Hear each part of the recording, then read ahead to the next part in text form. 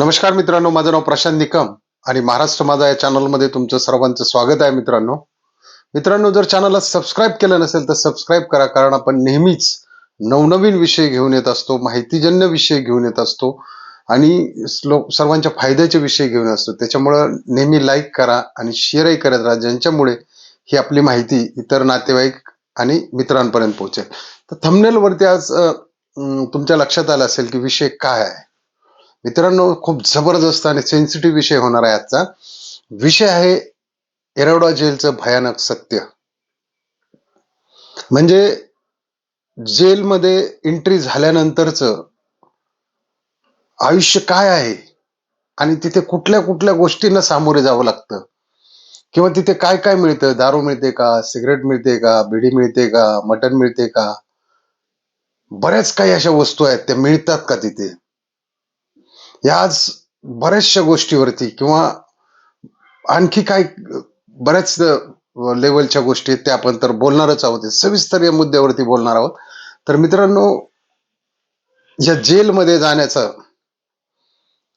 जे वय आहे, म्हणजे जो लोंढा आहे सध्या आहे मित्रांनो, तो 20 ते 30च्या मध्ये.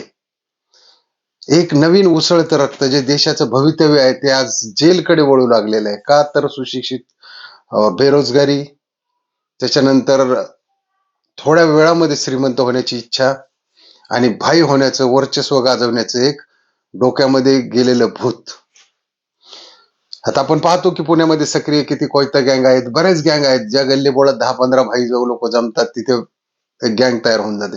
तर मित्रांनो, आपण पहिल्यांदा पाहूया की या ठिकाणी काय होतं. एखाद्याने जर समजा कुणावरती काही शस्त्रास्त्राने वार केला किंवा एखाद्याला जीवे मार केल्या, जीवे ठार केलं, तर त्याला आपण 302चं जे कलम म्हणतो आणि जे हाफ मर्डर आहे त्याला आपण 307 म्हणतो. ह्या कलमानुसार जर ती व्यक्ती आत गेली किंवा आणखी काय असेल, 376 असेल, बलात्काराचा असेल, 354 असेल, किंवा बरेच काही कुणी डकैती केली असेल, कुणी 304 केला असेल, तर याच्यातून जी व्यक्ती ज्यावेळेस पोलीस कोठडीत जाते, पोलीस कोठडीतून त्याला 24 तासाच्या आत या ठिकाणी मॅजिस्ट्रेट समोर हजर केलं जातं, कोर्टात हजर केलं जातं आणि कोर्ट ठरवतं की याला काय करायचं. पोलीस पीसी द्यायची, पोलीस कस्टडी द्यायची आहे का जेल द्यायची. ज्यावेळी याची रवानगी जेलमध्ये होते त्यावेळी त्याच्यावरती अंगावरती असणारा एक कपडा आणि आणखी एक कपडा, असे 2च कपडे अलाउड असतात. आणि ज्यावेळी याची एंट्री, ज्या गुन्हेगाराची एंट्री ज्यावेळी जेलच्या दारात होते त्यावेळेस त्यांचं चेकिंग केलं जातं. चेकिंग खूप भयानक पद्धतीचं असतं मित्रांनो. तो जो आणलेला ड्रेस आहे तो बाजूला ठेवला जातो. हाही अंगावरचे पूर्ण कपडे उतरवले जातात. पूर्ण म्हणजे पूर्ण कपडे उतरवले जातात आणि तिथे चेक केलं जातं की याने कुठे मोबाईल लपवून आणलेला आहे का, काही पैसे लपवलेत का. भयानक असं चेकअप असतं. मग ते स्त्री असो, पुरुष असो, किंवा कोणी पैसेवाला असो, कोणी काही असो, त्या ठिकाणी चेकअप म्हणजे हे चेकअप तिथे गुद्धद्वार चेक केले जातात. म्हणजे बऱ्याच योनी मार्ग चेक केला जातो. हे सर्वांच्या बाबतीत असतं मित्रांनो. याच्यामध्ये कुठलंही एक्सक्यूज नाही की हा पैशावाला आहे, हा भिकारी आहे, हा स्लम एरियात राहतो, हा गुंडा आहे. सर्रास या लोकांची अशी चाचणी करून, म्हणजे यांना पूर्ण लाजिरवाणं करून आत सोडलं जातं. आत सोडल्यानंतर त्यांचा होतो हा जीवन प्रवास सुरू नरकाचा. कारण स्वर्ग तर तिथे नाही, स्वर्ग बाहेर त्या 4 भिंतीच्या आतमध्ये कधीही ऊन येत नाही. त्या ठिकाणी यांचा जीवन प्रवास सुरू होतो मित्रांनो. त्यांना एक भांड दिलं जातं, जर्मलचं भांड, जे इंग्रजांच्या काळापासून आहे, ज्याच्यामुळे बरेचसे काही आजारही पसरतात. एक लोटा दिला जातो 200-250 ml चा, एक वाटी दिली जाते भाजीसाठी. हे त्यांचं आयुष्य आणि त्यांच्याबरोबर असणारा त्यांचा एक ड्रेस. तर मित्रांनो, इथून आयुष्याला सुरुवात होते. त्यांना रोज पहाटे 6 वाजता परेड घेतली जाते. त्याच्यामध्ये हेड टू हेड काउंट केला जातो की किती कैदी आहेत, रोज काउंट केला जातो. आणि त्याच्यानंतर राष्ट्रगीत होतं. त्याच्यानंतर यांना आंघोळीला सोडलं जातं. निम्म्याहून लोकांकडे अधिक साबणच नसतात आंघोळीचे, निम्म्याहून. आता इथं जेलमध्ये आल्यानंतर बघा, पैसाच हा काम करतो, कारण पूर्ण भ्रष्ट खातं चालतं इथं. जर पैशावाला असेल तर त्याला जेलमध्ये कुठलंही काम करावं लागत नाही, पण ज्याच्याकडे पैसा नाही त्याला मात्र भरपूर काम करावे लागतात. जे आपण म्हणतो भाई भाई टुकार जे असतात, त्या लोकांना इतकं काम असतं आतमध्ये की सकाळी सकाळी त्यांना ते बॅरेकचे टॉयलेट धुवावे लागतात, दिवसभर टॉयलेट धुवावं लागतात बाहेरचे पण. आता ज्यावेळी बाहेर सोडलं जातं त्यांना आंघोळीला वगैरे, त्यावेळेस तिथं काय होतं की बाहेर जे संडास असतात त्यांना काही काड्या वगैरे नसतात, त्यांना एक 6-6 7-7 जणांत एक डबा दिला जातो आणि फार मुश्किलीने म्हणजे तिथं लवकरात लवकर उरकायचं असतं सगळं. त्याच वेळात चहा पण येतो, मग काही यांचे मित्र चहा घेऊन येतात, त्याच वेळेस थोडाफार काहीतरी नाश्ता येतो, म्हणजे काही मीठ नसलेले तिखट नसलेले असे पोहे म्हणा किंवा काय म्हणा, शिरा म्हणा, म्हणजे असं सगळं जे बेचव असं. चहा पण त्याच पद्धतीचा असतो, काळ्या पद्धतीचा असतो, गोड नसतो, सपक असतो. कारण ही दिली जाणारी एक शिक्षा आहे या गुन्हेगाराला समजावं की याने काय करून आत आलेलं आहे. त्याच्यामुळे तिथे काय 3 स्टार 5 स्टार किंवा आपण पितो असाच घरच्या दुधाचा चहा नसतो, किंवा ते त्याच्याबरोबर काही खायलाही नसतं. जसं आपण घरी खारी टोस्ट वगैरे सगळ्या गोष्टी खात असतो, तिथे तुम्हाला मित्रांनो म्हणजे जे गुन्हेगार जातात अक्षरशः सांगतो रडतात, सुरुवातीला जाऊन रडतात. आता हे सगळं झाल्यानंतर तेवढ्यात त्यांना जेवण पण येतं ते 10:30 पर्यंत. मग ते जेवण ज्यांच्याकडे पैसे नाहीत ते मोठमोठे जे भाई असतात आतमध्ये ज्यांना शिक्षा लागलेली आहे ते यांच्यावरती राज्य करत असतात. आणि हे जे कच्चे कैदी आलेले असतात त्यांना शिक्षा लागलेली नसते, पण त्यांना ती भोगावी लागत असते. कुठलाही गुन्हा त्यांच्यावरती सिद्ध झालेला नसतो. त्यांना जेलचा ड्रेस सुद्धा नसतो, त्यांना हाच ड्रेस असतो, तोच एक धुवायचा एक घालायचा आणि तिथं जर रोज कपडे धुतले नाही तर दुसरे कैदी सुद्धा ठोकून काढतात. म्हणजे एवढी भयानक परिस्थिती आहे. कारण तिथं जेलमध्ये काय आहे की जिथं 50 लोकांची जागा आहे तिथं 250 लोक झोपवले जातात. म्हणजे एकदम एकाच मुंडकं इकडे पाय इकडे, दुसऱ्याचं मुंडकं इकडे पाय इकडे. म्हणजे जर तुम्हाला या अंगावरून त्या अंगावर जर या लोकांना हलायचं असेल तर कमीत कमी 100-150 लोकांना अशी पलटी मारावी लागते, त्यामुळे हलताही येत नाही.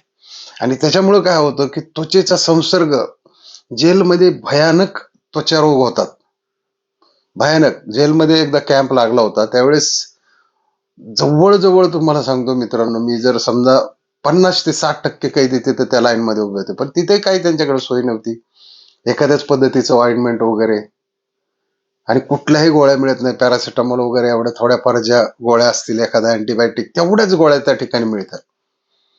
आणि ते पण त्यांना विचारून जावं लागतं. त्या जेल प्रशासनाचे जे अधिकारी आहेत ते त्यांना पट्ट्याने आणि काठीने फोडून काढतात. त्याच्या मार खाण्याच्या भीतीने अर्धे कैदी तर मागच लाईन मधून पळून जातात, ज्यांना दवाखान्यात जायचंय ते. ती एक भीती असते तिथं. मग त्याच्यानंतर त्यांचं 10:30 जेवण वगैरे आल्यानंतर जेवण वगैरे करतात आणि आतमध्ये झोपतात. आता ज्यांच्याकडे मित्रांनो पैसे नाहीयेत ह्या लोकांची, किंवा काही फुकटच गुंतलेले आहेत, आता बरेच कैदी बाहेर युपी बिहारचे कैदी पण इथं आहेत, ते पण काय झालंय की फुकटच गुंतलेले, त्यांना कोणी जामीन नाही, काय नाही, काय नाही, काय नाही. 5-5 6-6 7-7 वर्ष आतमध्ये सडतात ते. एवढी भयानक परिस्थिती आहे. आणि यांच्याकडे पैसे नसतात, त्याच्यामुळे जे मेन कैदी आहेत या लोकांचे त्यांना हातपाय दाबावे लागतात, त्यांची ताटं धुवावी लागतात, त्यांचे कपडे धुवावे लागतात, तिथे प्यायचं पाणी भरावं लागतं बॅरेकमध्ये, त्याच्यानंतर बॅरेकचे संडास साफ करावं लागतात, फरशा पुसाव्या लागतात. ही सगळी कामं यांच्याकडून केली जातात. त्याच्या बदल्यात त्यांना काय दिलं जातं, एखादी अर्धी सिगारेट, तंबाखूचा एखादा विडा. तर तो जर तंबाखूचा विडा दिला तर हा पठ्ठ्या तोच विडा न थुकता वाळून चुकून 4-5-6 वेळा खातो, कारण त्याला माहिती तंबाखू इथे मिळणार नाही. आणि तिथलं रेट कार्ड तर खूप जबरदस्त आहे, म्हणजे बाहेरच्या पेक्षा डबल चौपट 5 पट 10 पट काहींचे रेट आहे. एकट्या एका वर्षामध्ये 10 कोटीचा टर्नओव्हर होतो या बिडी सिगरेट आणि तुम्हाला सांगतो मी, कोल्ड ड्रिंक्स, मटन, चिकन आता अलाउड केलेले आहे इकडे महाराष्ट्राच्या जेलमध्ये.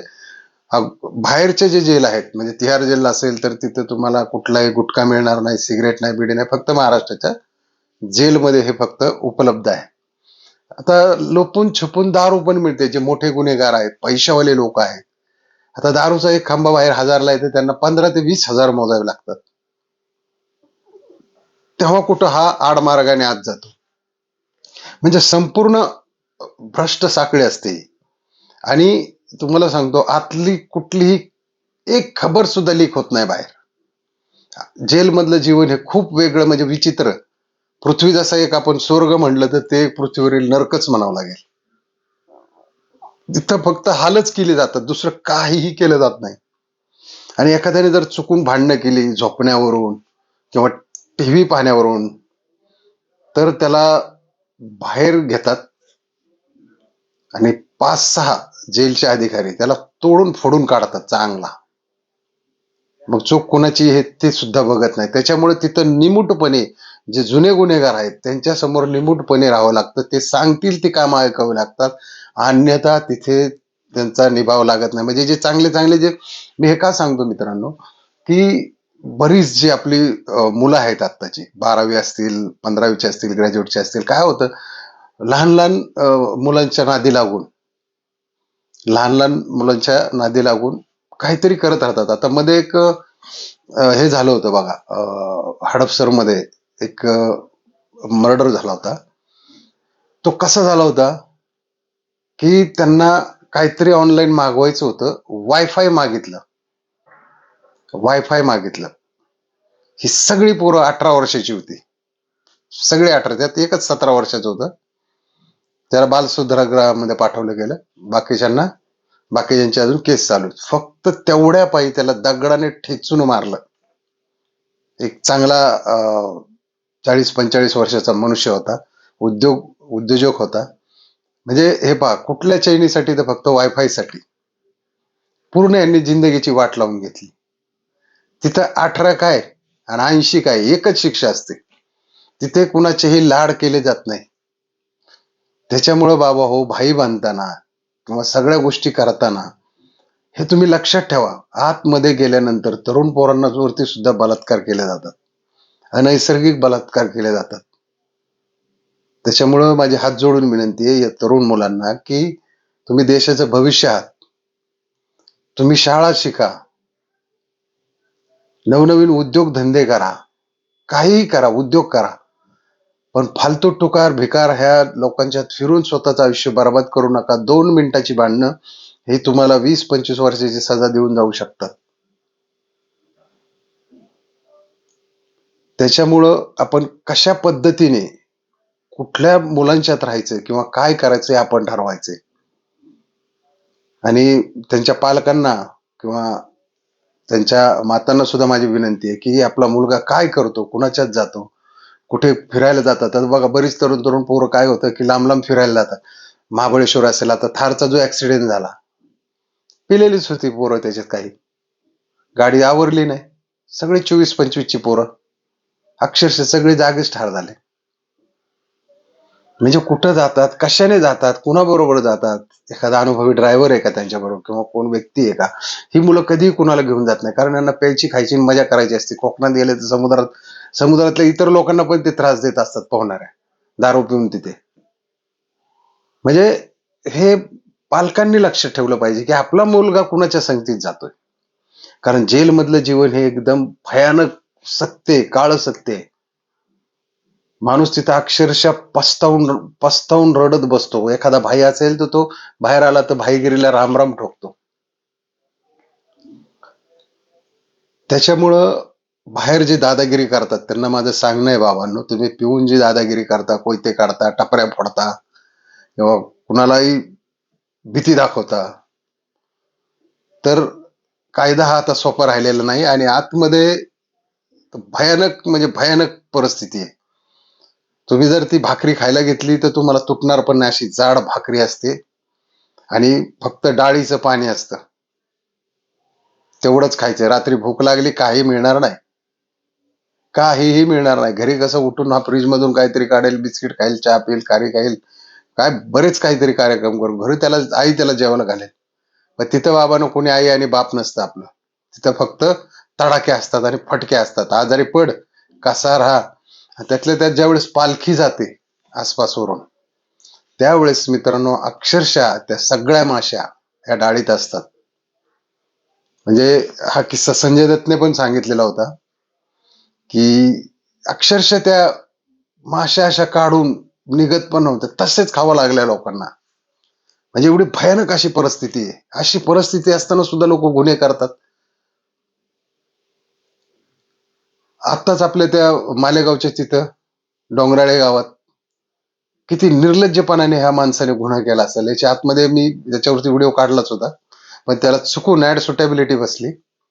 तो जवळजवळ 1 लाख लोकांनी पाहिला तो व्हिडिओ, पण त्याला ऍड सुटेबिलिटी बसली. म्हणजे युट्यूबने त्याला काय ऍड वगैरे काही दिलं नाही किंवा काही नाही. ते आपल्याला त्याची इच्छा पण नव्हती, काही विषय नव्हता. पैसे हा सर्वस्व नाहीये, पण त्याला ऍड सुटेबिलिटी बसली. माझ्या 1-2 व्हिडिओंना बसली त्या काळामध्ये. मी ज्यावेळेस म्हणजे थोडेस वेगळे शब्द वापरले किंवा थंबनेल वरती काहीतरी लिहिलं गेलं असेल किंवा काहीतरी आतमध्ये लिहिलं गेलं होतं माझ्याकडून, कारण मला सुद्धा त्याचा राग सहन झाला नव्हता. त्याच्यामुळं हे तरुण वर्गाने आपलं भान ठेवलं पाहिजे की आपण काय करतो, समाजामध्ये कसं वागतो. आतमधलं जीवन खूप भयानक आहे. एखादा कैदी जर शिक्षा भोगून आला तर तुम्ही त्याला विचारा की आतमध्ये काय कायच करतात, काय काय चालतं. तुमचे सामान चोराचोरी चालते, तुमचे पैसे चोराचोरी चालतात.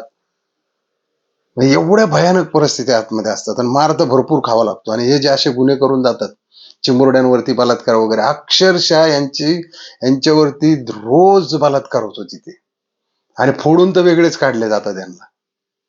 जे अंडर ट्रायल, जे आपण गुन्हेगार म्हणतो, अंडर ट्रायल ज्यांना शिक्षा झालेली नाही, त्याच्यातच जमा असतात ते. कारण यांची जरी फास्ट ट्रॅकला चालली असली तरी 1-2 वर्ष जातातच. कारण लोक हळूहळू विसरतात. आणि कायद्याचं कसं आहे आपल्या की 100 गुन्हेगार सुटले तरी चालेल, पण एक निर्दोषाला शिक्षा होता कामा नये. भले त्यांनी हा म्हणू नाही म्हणू तरी त्याला वेळ लागतोच सिस्टीम मध्ये. आज कितीतरी लाखो करोडो केस पेंडिंग आहेत, सुप्रीम कोर्टात आहेत, हायकोर्टात आहेत, डिस्ट्रिक्ट न्यायालयात आहेत, भरपूर केस पेंडिंग आहेत. तेवढे दिवस त्या गुन्हेगाराला तिथं सडावं लागतं. आणि त्याचं होतेच नव्हतं आणि त्याची माती होऊन जाते आयुष्याची. कोणी नोकरी करत असेल, रागाच्या भरात भांडणं करत असेल तर त्याने पण सावधान राहा. नोकऱ्या जाऊन तिथं भयानक ताटं घासायची पाळी येते, कपडे धुवायची पाळी येते, संडास धुवायची पाळी येते. तर मित्रांनो, आजचा व्हिडिओ हा कसा वाटला नक्की कमेंट मध्ये लिहा आणि लाईक शेअर करा. आणि जर सबस्क्राईब केलं नसेल तर सबस्क्राईब करा, नक्की सबस्क्राईब करा. चला मित्रांनो, जय हिंद, जय महाराष्ट्र.